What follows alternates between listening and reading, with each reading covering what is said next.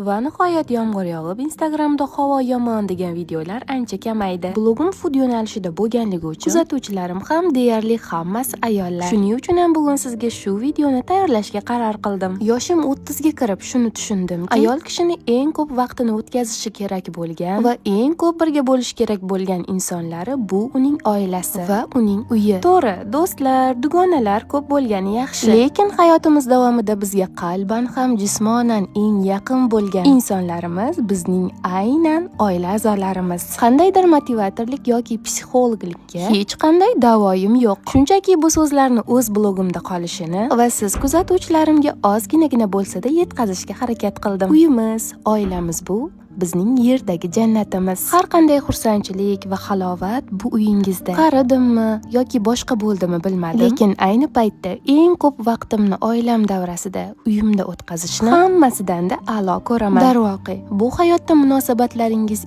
eng mustahkam bo'lishi kerak bo'lganlar ham aynan oila a'zolaringiz. Ota-onangiz, farzandlaringiz, yoringiz eng chiroyli so'zlaringizni ularga ayting. Yaxshi ko'rishingizni aytib turishni ham kanda qilmang. Eng qaynoq mehringizni ham, kulgu, tabassum, barcha yaxshiliklaringizni ulardan ayamang.